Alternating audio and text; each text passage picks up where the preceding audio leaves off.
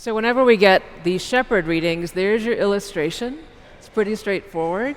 And I still remember someone whose name I will never tell, but who is a longtime member of this church, saying to me, one of the first weeks I was here, said something about Jesus above the altar, and he said, "That's Jesus?" Because usually, I think, because he's a very able person, usually you've got Jesus on a cross, or you've got Jesus coming off of a cross with a crown, something like that up here. We have a shepherd. It's a fairly modest idea up there, right? Shepherds were not a glamorous profession, to continue to this day to not be a glamorous profession. It's a person who is out there with sheep all day, probably smells a bit like the sheep, and knows them well, is the story of a shepherd. So we have a couple of things to cover today, simple things. One is, we can go really far in comparing ourselves for the good and the bad, and we get the logical end of this in the Timothy reading. If you want to laugh, read that Timothy reading again if you didn't hear it clearly when Bob read it. Basically, Paul says, Jesus is for sinners, and that's the truth. Jesus is for sinners like you and me, and Paul says, but you haven't seen a sinner till you met me. I'm the best at everything, basically is what Paul is saying, even at sinning. So let's not do that. Right? Don't worry that that's what we have to do for Jesus to see you. But maybe another way to put that is, I was so lost, which is, I hope, a better way to imagine what Paul was saying. So lost. Could not imagine myself beloved. Could not imagine that Jesus was for me. Could not imagine that I was okay. Maybe God had made me to be whatever it is, right? That God has made me beloved. Maybe for those who cannot imagine it the most. For Paul, a persecutor of Christians, right? That God is for them. And the way we hear the story, it's interesting, right, to put this next to the fact of the death of the Queen a couple of days ago, the Queen Elizabeth, is what she symbolizes for a lot of people, many complicated things, for many of us from different parts of the world. For us, the head of the Church of England, not of ours, but the Church of England, and the defender of the faith, which means the defender of the sacraments, which is central to our living together and our being as Episcopalians. But for many, literally what she represents in a church, in a country that's not very religious, is continuity and tradition.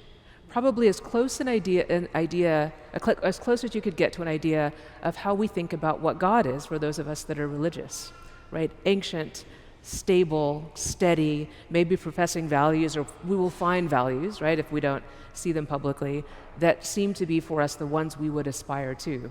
The way the Queen used to talk about that was very specifically not about goodness or righteousness, but about a lifetime committed to one thing, to one vocation. Most of us cannot imagine. Can you imagine one job that you knew you were going to have from as soon as you could understand what life might be about? One thing, forever, unmovable. I can imagine a little bit looking back at something I did in my 20s and how interesting it would be to still be in that place 30 years later, right? How much wisdom and weight we could bring to that with that much time. It's not a way most of us get to live, but it's a way Jesus got to live. And Jesus says today, as he sits among sinners, and by sinners, people that are making other people's lives difficult, not people that are questioning themselves, really complicated people, troubled people, he says among them, as he sits among them, God is like a shepherd who has 100 sheep and loses one and goes to find the lost one, risking all the others, leaving the others, assuming they're going to be just fine because they've been fine, goes to look. God is like a woman who loses a coin and looks and looks and looks and seems compulsive and should calm down and should sit down and should stop and won't, because we'll find it, must find it, and then celebrates possibly more lavishly than the value of the thing that she's found. That God seeks us, it says.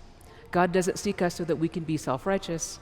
God doesn't seek us so that we can be proud of our humility.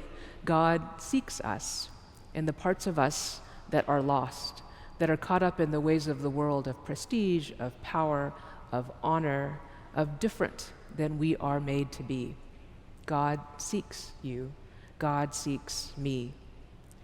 God seeks for us to know that in this world, God loves that radically, that those who are lost in this world, unredeemable, unrepairable, are the people that God seeks.